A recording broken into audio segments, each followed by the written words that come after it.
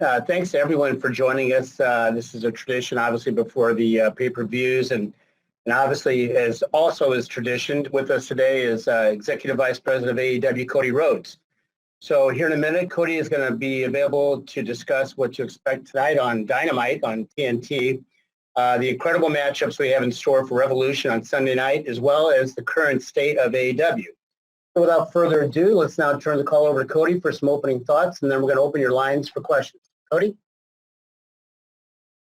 Hey, everybody. As usual, it's been an honor for us to continue working and helping to provide a bright spot for fans in these difficult times.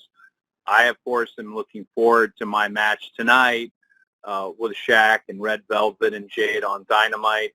And I'm also looking forward to talking about Revolution, the second iteration of Revolution. It will be nothing short of spectacular. You have the AEW Women's World Championship, the AEW World Tag Team Championship, a street fight featuring Sting, the face of the Revolution ladder match, which I am in, big money match, Casino Tag Team Battle Royale, and then, of course, the AEW World Championship contested between the champion Kenny Omega and Jon Moxley, exploding barbed wire death match, and always, I love talking to you guys. It's a special part of my day. I get very excited about this when we get to do it. So let's just dive into the questions and get rolling. Thank you, guys. All right, Cody, thank you very much. So here's what we're going to do. I'm going to call on Connor Casey from Comic Book first, and following Connor will be Stephanie Francombe from Steel Chair. So, Connor, the floor is yours. Well, thank you, Cody, for doing this today. Really appreciate it. Regarding Revolution, you've got this exploding barbed wire death match as your main event. I'm just curious, how do you feel about death matches, and what do you think their current role and place in modern pro wrestling is? Well, I think with a lot of things, AEW, death matches have a certain identity that's already been given to them. And if you look back at, FMW and explosion matches that happened in the past, if you look at what Terry Funk has done, and then even, fast forwarding to Matt Tremont today in this era, those are nice parallels. But anything that involves Kenny Omega is going to be unique in a sense, and it's going to have its own identity. And obviously, being under the AEW umbrella, I'm having to speak very vaguely about it because I've only seen the barbed wire that's starting to be wrapped. I don't have a clue how the explosions will work. I'm just as on the edge of my seat as everybody else is about it. I think, to me, the most important thing is the title itself, and that, it remains in proper hands. As people know who have followed the product, from a creative standpoint, Jon Moxley a little bit screwed out of his championship. Well, a lot screwed out of his championship, and what a wonderful reign he did have. Kenny Omega returning to form and the cleaner kind of reemerging on the scene. No pun intended, it creates a very combustible and dangerous environment. This match would be going on last even if it wasn't for the world title because it's incredibly violent. Viewer discretion advised on a death match like this, but I'm just as curious as everybody else. All right, thanks, Connor. Thanks, Cody. Okay, Stephanie Francombe is next, and we're going to follow Stephanie with Jim Barcelone from the Miami Herald. So, Steph, you're up. Hi, Cody. Hello, nice to hear from you again. You hear me? I can hear you. Okay. First of all, congratulations for the little girl to come. It's fantastic news that was announced on TV. I want to tell you about the big Paul White. Sorry. It was a surprise for many of us to find out that he was now a member of AEW. Can you tell me more about how things happen? And also, do you want to have more I would say legends, but yeah, people with that experience like Paul can have. More people like that in AEW. Thank you very much. Oh, thank you very much for your question. Paul White is a big part of my career, as some of you know, and then people who have kind of studied our industry. We were involved in a WrestleMania together, and that will always bond you in a unique way. The Paul White that AEW is getting is extremely, extremely motivated. I can tell you, there wasn't a long negotiation process simply because he wants to be here, very much so. And he wants to be here in a different capacity as far as announcing and commentary goes with Elevation. I do think there's a match or two or three or four, and that's just me personally because I know he's able to still go at a high level. But from a management standpoint, I'm most excited about him just being in our locker room and being seen, because we have so many young people who are now all of a sudden famous. Nobody knew who Britt Baker, Sammy Guevara, MJF, or Ricky Starks really were a few years ago, and now they are emerging on cable and across Warner Media, and they're the future of wrestling. They're all very important to me, and someone like Paul, not unlike how Sting has been, someone like that is really good to keep people grounded, to keep things in perspective. Paul White has more to give, and he's going to give it, and he's going to give it at AEW. So I'm very excited to see that. Thanks, Stephanie. Okay, next we're going to go to Jim Barcelona from the Miami Herald, and I'm going to ask Joel Torres from Contralona to be ready to go. Jim? Thank you all. Thank you, Cody. I'm curious, talking about Paul White, and just what is it like, not only having him, but when you think about what he's done in his career, and now you're going tonight in a tag match against Shaq. Is it just coincidence that Paul just happens to be here now with that big tag match tonight? There's some history there between Paul White and Shaq. And what does it mean to have Shaq with AEW and having some people like that? You've wrestled Stephen Amell as well. What does Shaq bring or give to AEW as far as mainstream appeal and just getting more eyes on the product? Well, the timing of everything is certainly, there's a lot of kismet involved, a lot of serendipity with that, but it is coincidence. Paul White is entering a different phase in his career, and Shaq has entered into what I guess would be considered a rivalry with him and Jade and myself and Brandy, who was unable to be part of this match because the greatest gift on earth, the fact that she's going to have a baby, and Velvet stepping up to the plate in such epic fashion. For me, Shaq's presence and what Shaq brings is obvious.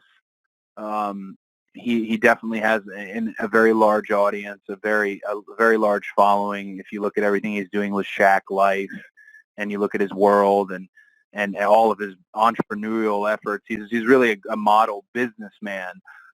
But for me, this match, I would like to see Red Velvet really hopefully emerge the star and hopefully emerge victorious of this. If anything, this match has presented a big opportunity for both Red Velvet and for Jade. Our women's division is continuing to grow. We're continuing to cultivate it. The Eliminator tournament that's happening, and to be able to, during a pandemic, cross the ocean to make it happen. But it was not easy. Tony Khan moved heaven and earth to get production in Japan, and he made it happen. So for me, this emboldens and bolsters our women's division. I'm not going to say anything mean about Shaq because he's entering a different world. If I was to step on the court and play horse with Shaq, it would be a joke. And I hope he's ready. I know he trained, and he's trained near me, but we'll see. I don't think he's got enough gas in the tank to compete with me.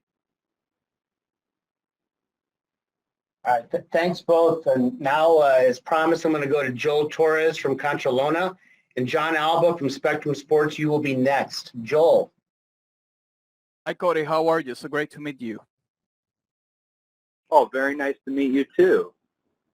So, Cody, talking about Red Velvet and your match tonight against Shaq and Jade Cargill, and obviously Red Velvet being a Latina wrestler, you know, you guys in AEW have shown a lot of importance to the Latino pro wrestling. How important is for you to have a Latina wrestler like Red Velvet by your side tonight on this match?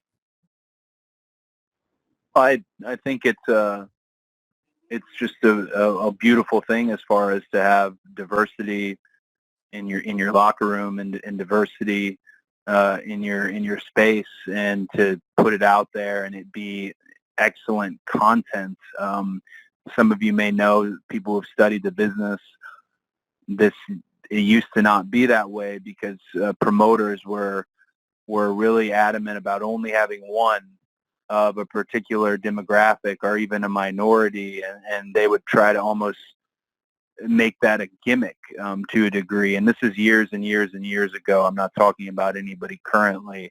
But today, the best wrestlers are from all around the world. You can find them in pockets from the north to south, east to west, and that to me is very exciting. I want to continue to cultivate. I take scouting trips even during the pandemic, and I'm excited as the world slowly opens up and safely opens up to continue those scouting trips, because the diversity for us is paramount, and we want to represent as many individuals and cultures and identities as we can. I think the wrestling language, the language of wrestling, is universal. Thanks, Cody. John Alba, you're going to be next, and then following John will be Amy Nemedy from WrestleJoy. So, John, floor is yours. Thank you very much, guys. Cody, first off, congratulations to you and Brandy on the baby. Very exciting stuff. Believe it or not, it has been pretty much a year that we are in the middle of this pandemic era of pro wrestling. And it really felt like AEW was on the verge of breaking through to another level with Blood and Guts coming up and the debuts of Brody Lee and Matt Hardy, and then everything shut down. So what I'd like to know is, where do you think AEW was heading before the pandemic and what you were able to accomplish, and how can you pick up from that place and ensure that you spend the rest of 2021 and beyond getting back to where you guys were on track to be? Well, we were heading to the frickin' moon, buddy. I honestly, we were rolling, and you look at Prudential Center and that sellout and what Blood and Guts was going to be. That's so wonderful, but the pandemic happened not just to wrestling. You know, it did hit the hospitality industry really hard. It did hit entertainment incredibly hard, but it hit everywhere really hard. And a lot of people have faced so many hardships. I think the number is 40 million unemployed. And forgive me if that's hyperbole. I don't think it is, though. So I don't want to, whine about what happened to us. Instead, I want to help those who have experienced it with us, which the wrestling fan wasn't sure they were going to get wrestling on a weekly basis. You hear a lot about these fabled Norcross shows that happened when AEW and the pandemic first hit and lockdown started to happen, and the marathon, the march, 30-something matches, and in only 26 hours. It was some absurd data that we were able to pull it off, and those shows genuinely saved the company. That's why they have such a soft spot, because our job is to provide content for TNT, and we have continued to do that, and they've been such a wonderful partner. But we had to pivot like everybody else had to pivot. And now as vaccines are starting to become regular, and the Johnson & Johnson one was just approved, and you start to see vaccines for every citizen of the U.S., I think there is going to be a large bounce back with people who want to go out there and get their entertainment, get it safely, and get back to the way things were. I really think it will only behoove AEW in time, because we never gave up. We never flinched. Signings were still happening, big signings at that. And progress was being made in the show. We didn't just pump out some evergreen content and say, wait, and say, we'll be right back. We've been here the whole time.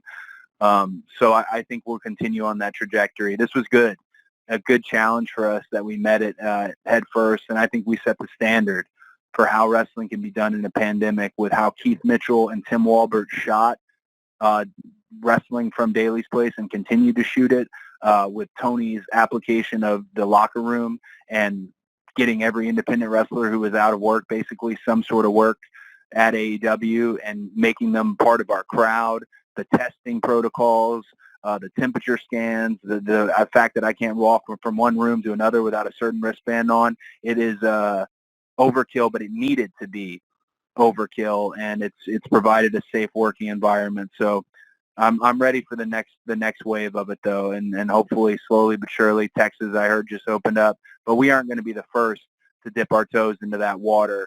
We're going to do this as safely and properly as we can, so that wrestling fans feel comfortable. Thanks, Cody. All right, so next up is going to be Amy Nemedy from WrestleJoy, and then I'm going to follow with a write-in question from Kyle Masters of All Elite Podcast. So, Amy, you're up. Amy, you need to unmute yourself. Thank you. Hi, Cody. Thank you very much for taking my question. I want to touch back to Red Velvet real quick. You mentioned that she has epically stepped into this position to replace Brandy within this feud. You had also mentioned that you have her on a sort of special retainer contract.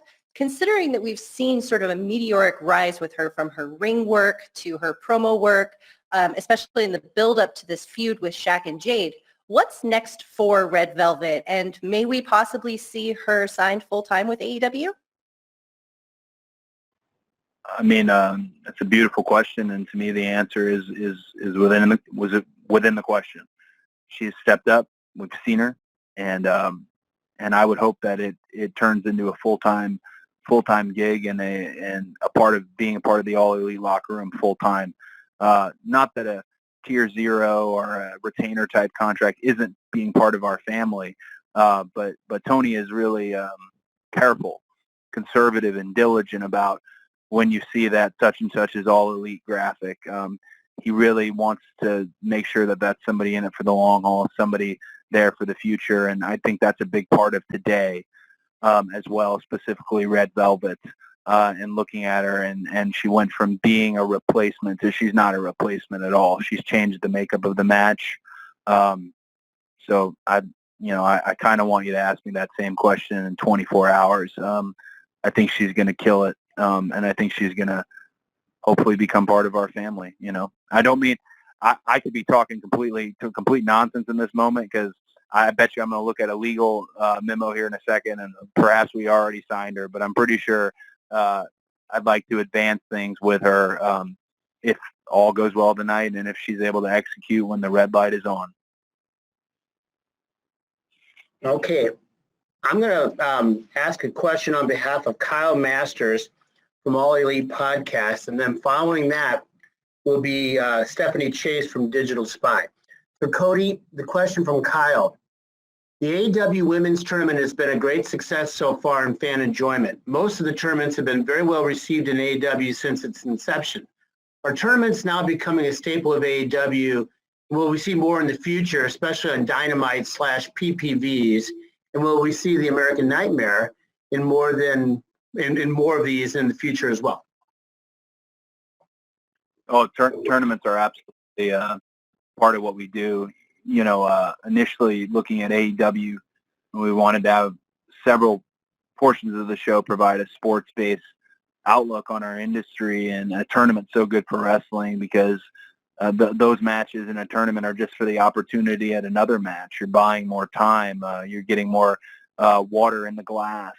And I was part of the TNT title tournament, and just a beautiful thing. Some of my favorite shows growing up were tournaments, and even the 2-day classics. The Crockett Cup all the way to King of the Ring. A tournament, when you do it right, is certainly something special. And I think for sure you'll see more tournaments, and tournaments that, right now we have one that's geared around the AEW Women's World Championship. Sheeta being such a wonderful, wonderful, wonderful champion, just an absolute ace.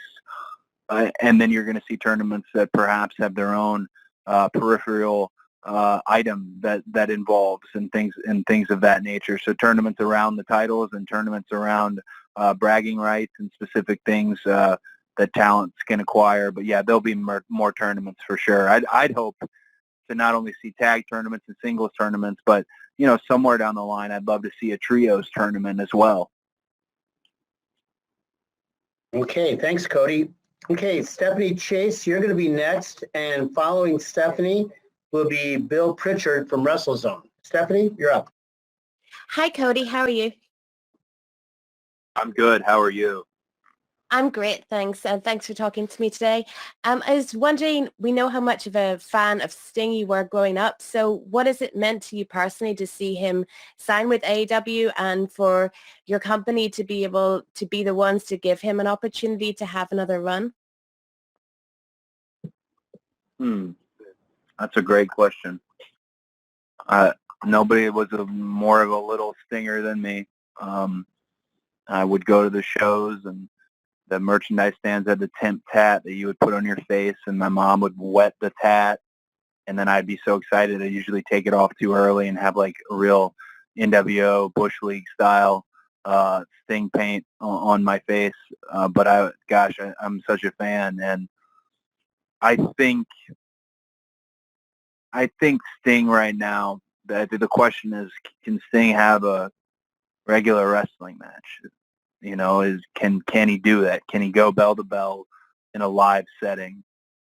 I would bet he absolutely can. There's a lot left, and I don't know if anyone noticed when he hit Ricky Starks with the bat, but his frenetic movement, his dynamic motion is still there, and that's dangerous as far as if you're his opponent, especially because people forget Sting is a big guy. He's from a generation where there were he was more of a light heavyweight, but now he's definitely a full-blown heavyweight and a little bit taller than some of our roster. Having him here is wonderful. I want to make sure he's happy. I want to make sure he has a great place to be here, and I think he's in it for the long haul with AEW and our family here. Thanks, Cody. Hey, Bill Pritchard, you are next.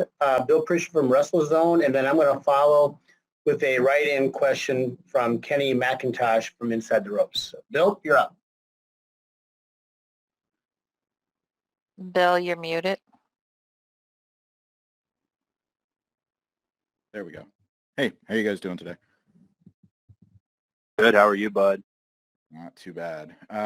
So I kind of wanted to touch on this comment Shaq made in an interview. He said that he expects this match to top all other celebrity matches in the past, and Pat McAfee kind of chimed in and said, no, it won't. But I wanted your take because you already have experience in that area. You faced Stephen Amell before. Is there any added pressure just facing a non-wrestler in general? Is there, do you pay attention to comments like that where you try to raise the bar, so to speak? Well, I think, I didn't see this particular comment, especially from Pat, which is super bizarre because I'm pretty sure Pat's trying to get a job at AEW like every other day, but that's another conversation. I like that Shaq made that comment. I stand by that comment myself. I'd make the same one because you have to continue to raise the bar, and you can't there's a lot of old veteran wrestlers who have these opinions on how you're supposed to do a celebrity match, My opinion is this: you have to wrestle. If you're showing up for a wrestling match, you have to wrestle. It can't be, oh, they're not from our world, they shouldn't be able to lock up. None of that. Shaq trained. I never trained with him, but he trained for this. So I anticipate he's going to know his way around the ring to a degree. Now, he doesn't have the experience that I have for sure, but if he did train, and we're talking about a multiple-time world champion in the NBA, we're talking about a former MVP, that athleticism is once-in-a-lifetime athleticism, which is where I would be confident in saying hopefully it is the best celebrity match of all time. Because if he did train and he is the man we know that is Shaq, then by all means, I hope we can set a new standard and raise that bar and not only set a new standard, but perhaps give a different outlook on what a celebrity or crossover type match should be. Thanks, Cody. Okay, I'm gonna read a question from Kenny McIntosh from Inside the Ropes, and then I'd like to ask Ed Robinson from SiriusXM to be ready. So from Kenny McIntosh, with the story from Wrestling Observer that NXT will be moving to Tuesday nights, can you talk about the strategy you guys have had from the start and focusing on what you guys are doing and not reacting to the other show? And how excited you are at the prospect that people might not have to choose a show anymore and have AEW as the sole destination on TV for Wednesday nights?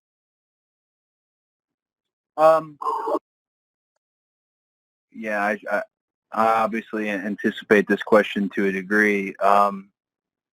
If that's the case, if we're no longer going to be opposed on Wednesday nights, I'm sure we'll come up with some sort of, wonderful statement. I mean, what could I say? Congratulations to NXT on a successful move to Tuesday nights. The real winners are the fans who can watch NXT and Dynamite live every week, as this is a marathon, not a one-night sprint. I could say that, but I don't want to be sassy or a jerk, because I think them moving, perhaps something else will end up on Wednesdays. And not only that, AEW Dark is on Tuesdays, so AEW Dark would potentially be opposed. That's why we can't get into a matter of being reactionary. We just have to put out the best show. We really do. And if they want to beat us, they have to put out a better show. It's honest competition. Yeah, there's digs, and they're fun, and they're lighthearted. Believe me, all the locker rooms tend to love each other. It's more the management that is pointed at one another. And even that, there's, a friendly relationship. Tony's a different type of management person, a different type of executive. I would love us to be alone on Wednesday nights, but I'm prepared for there to be something else in that slot. So we'll see. Thanks, Cody. Okay, Ed Robinson from SiriusXM, you're next, and following Ed will be Garrett Martin from Pace Magazine. Ed? Cody, happy to be on the call today. How are you?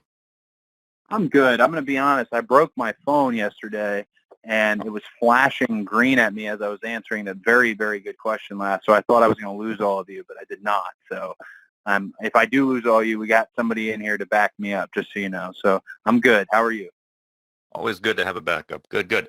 While we're on the subject of other promotions, with the announcement that the NWA will be relaunching later this month with a pay-per-view and the return of its weekly show, what will this mean moving forward for the working relationship between AEW and Billy Corgan? Will this lead to more crossover down the line, more of a symbiosis between Dynamite and on Power? It could. It absolutely could. Tony really is, as he's dubbed himself, the forbidden door. If you think it's not an area where we can tread into, he finds a way to tread there and do it peacefully and coexist well. I definitely think we'll see more cross-promotion potentially with the NWA or with Impact or with New Japan or AAA or a myriad of companies. It takes trust and it takes time, and when we bring people in, we always try to treat them better than we treat our own almost when it comes to having our guest wrestlers, our guest luminaries, our guest bookers and promoters, things of that nature. So I'm glad to see NWA still moving, Billy's still moving forward with the project, and I'm sure you'll probably see a little bit of crossover, a little bit of fun crossover. All right. Thanks, Cody. Okay, Garrett Martin from Pace Magazine, you are next, and following Garrett will be Tim Battle from iHeartRadio. Garrett?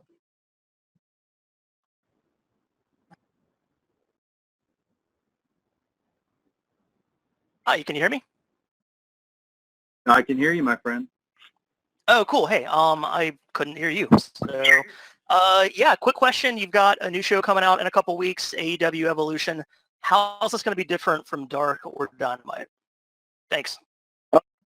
I would want people to tune in for the first AEW Elevation, and Paul White joining us on commentary, first time for him really in his career as an analyst and broadcast journalist, as Heenan used to put it. I think, to give you a little spoiler potentially on AEW Elevation, again, I want everyone to watch and see. It's going to be similar to Dark, but there should be more of a focus on potentially individuals, part of our roster, and Tony Schiavone is the one who is spearheading that. I think you're going to see some one-to-one pieces, some sit-down interviews. I think you're going to see a little bit more of a character insights, not unlike you see with American Ninja Warrior or even my other show on TBS, Go Big Show, where we learn a lot more, hopefully, about why these wrestlers are stepping into the ring, why these men and women are competing, what this means to them, and their place in AEW. So I think that and a few other items, of course, the biggest item being Paul White, will separate AEW Dark Elevation from its predecessor, AEW Dark. Thanks, Cody. Okay, next up is Tim Battle from iHeartRadio, and following Tim will be Sean Layless from CBR. Tim? Yeah. Hey, Cody. So, there's a lot of buzz around your match tonight. Some might say that this would be a pay-per-view type of match. Do you think the match loses a little bit of edge being on Dynamite instead of the pay-per-view on Sunday? And then also, how hard was it to convince Tully to get back in the ring tonight? Well, I would say the FTR boys, I don't know how much convincing they actually had to do. Tully has always got that wild look in his eye that I wish so many other people had in terms of he wants it. I don't think it was a difficult conversation. I think we've got a few surprises here for Tully tonight, as we are very excited, and it's not lost on me what it means, him returning to the ring. As far as Shaq, myself, Jade, and Red Velvet in this tag, I think it fits just great on Dynamite. We've actually talked about it on the call before, whereas the economics of the industry are much different now. The pay-per-view and the streaming and everything to that nature, there's a great deal of opportunity there, but the television money is your bottom line sometimes, and providing the absolute best content for Dynamite and not doing a really carny, let's stretch it that wrestling has done in the past. So I'm excited that it's on Dynamite and it's live, and that it's not only live and on Dynamite, but it's kicking off the show, it being the very first thing. It just makes for a great show. And actually, to extrapolate a little bit on this, one discovery I think we've made, and Tony Khan seems to be really keen on it, and I love that, is that our go-home to pay-per-views might always end up in some way being themed. They're always going to have a heavy hitter of a match on them because they shouldn't be a throwaway. A lot of rivalries and stories and angles, if you will. Sometimes the wagon is already in the barn and you run a VTR and, hey, say check out the pay-per-view. But for AEW, we still want that go-home show to not only be significant but newsworthy. And we're learning that as we're finding our own identity. So that will be exciting moving forward.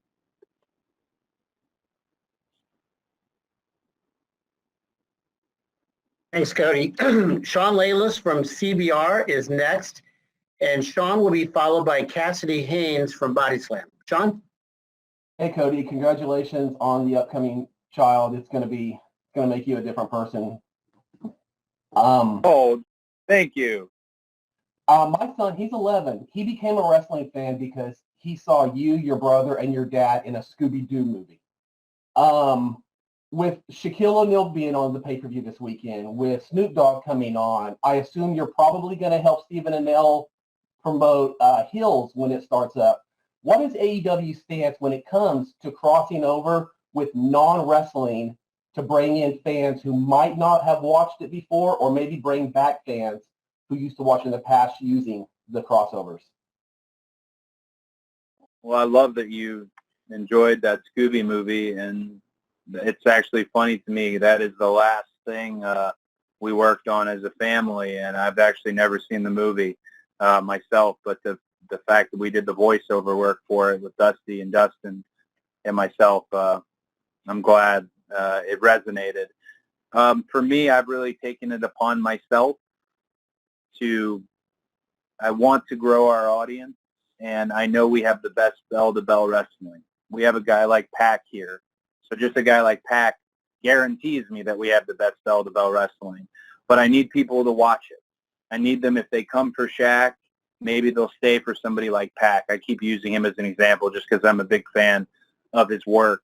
But I definitely think you will see more crossover, and you'll see crossover done in a respectful way. Like I said, Shaq trained.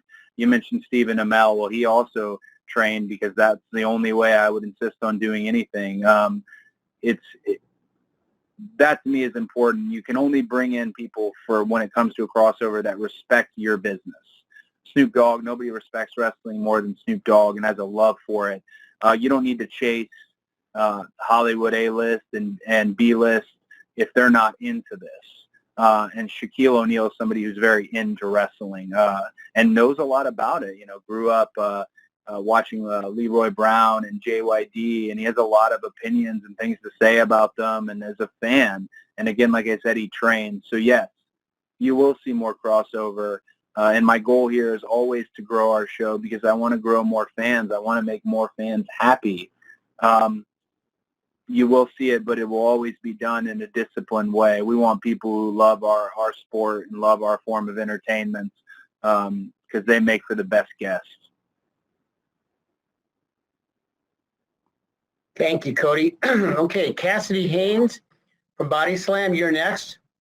We're going to follow Cassidy with Rich Fan from Pro Wrestling Torch. Cassidy. Yes, hey, thanks, guys. Hey, Cody, how's it going? Good, buddy. How are you? Good, man. So with the women's tournament finals wrapping up tonight, with the winner going on to face Shida, you recently tweeted about Maki Ito and how you like to see her win the tournament. Is there many talks about and possibly bringing her back into the company to work more now that the tournament's wrapped up, especially after how big of a reception she got online? Absolutely. Maki Ito, the deity of, well, I can't say it on this call, but Maki, she impressed, as did many of the women in the Eliminator tournament, and I thought that was really special. I'd like to give a little shout out to Shida and Emi and Kenny, of course, and Nakazawa, because, like I said, Tony moved heaven and earth to make that happen. It's very difficult in a pandemic to get a show in another country and somehow weave it into the fabric of our own show. So they did a wonderful job with this tournament. And I think a discovery from this, and we were talking about how much tournaments can benefit and function your show, is someone like that who had a following. And we want people who have a following. The hardest thing to do, they say in sports, is to hit a baseball. To me, the hardest thing in sports is to connect with the fans.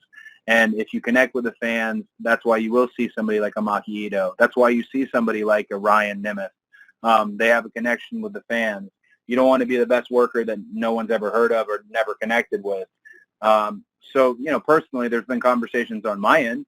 I know a lot of the women in the locker room were a fan and would love to work with her. So let's take a look as things open up. I'd say it's pretty likely you see her again in an AEW ring.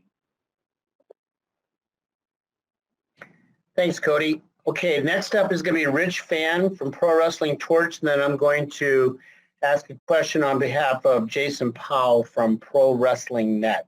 Rich? Hey, Cody, always good to hear from you.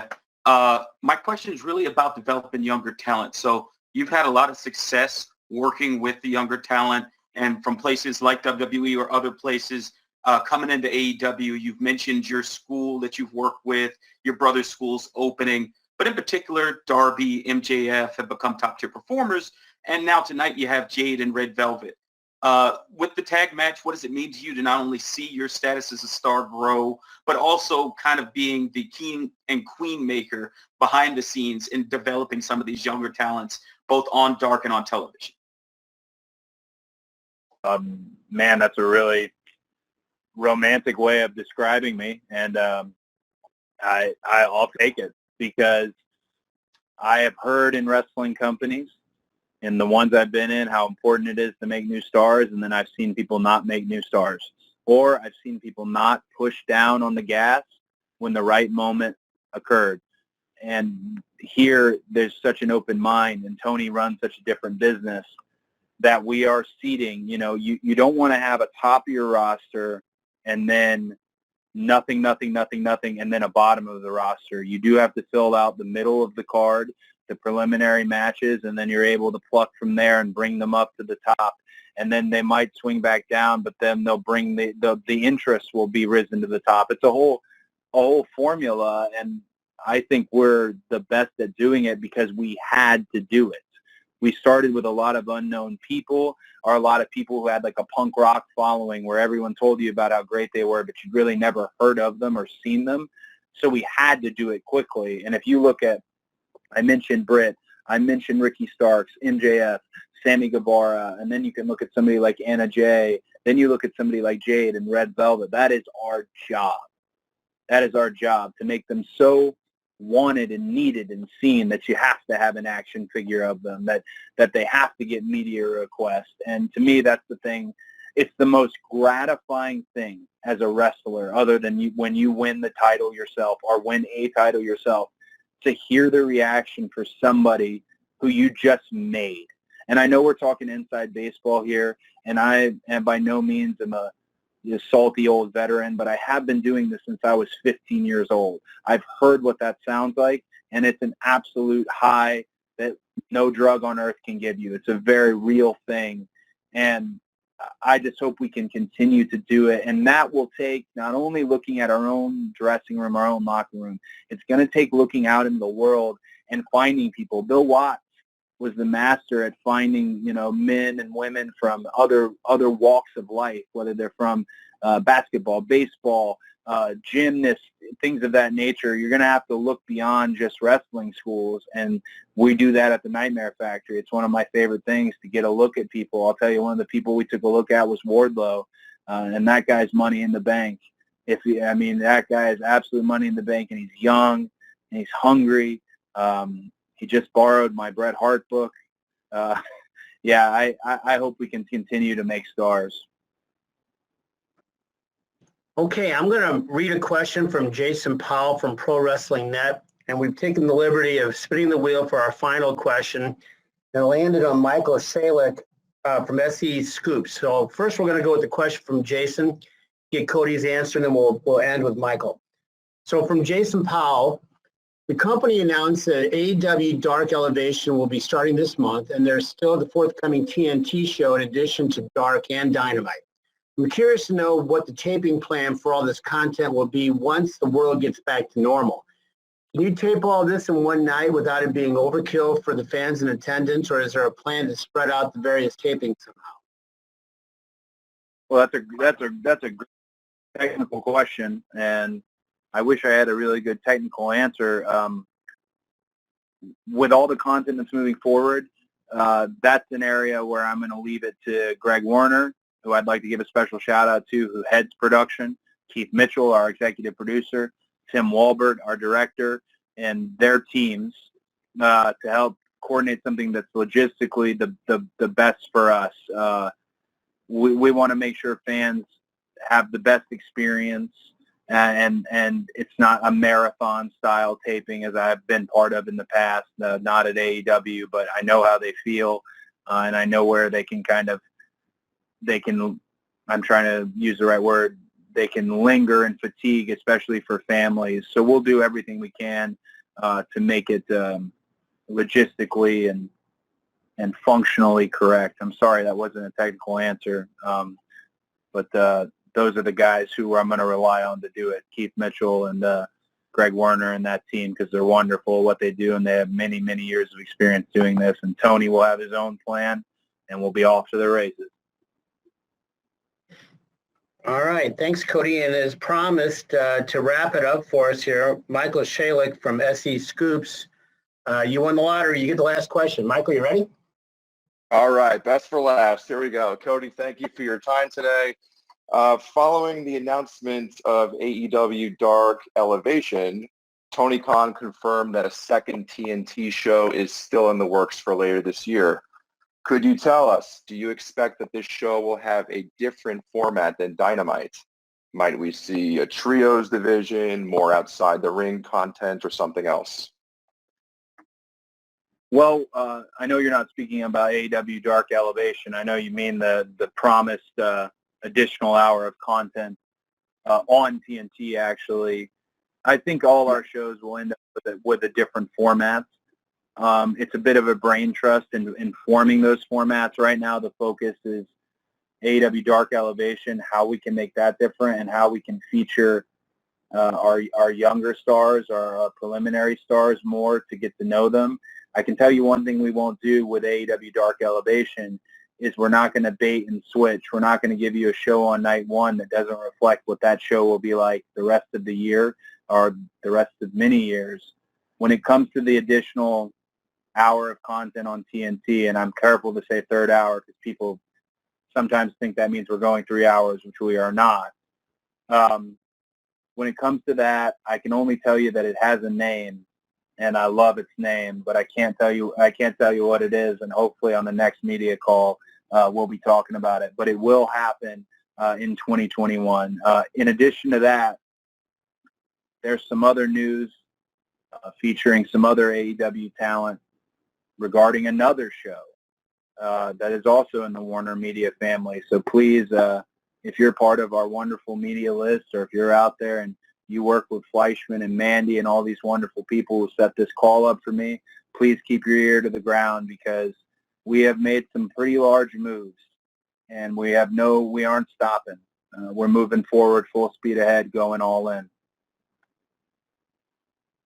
Okay, well, Cody, thanks a lot, and to everybody who joined us, a lot of thanks to everybody. You know, we're about 5 hours away right now from Dynamite, so on behalf of Cody and Tony Khan and everybody at AEW, we're very grateful for your continued coverage and your interest.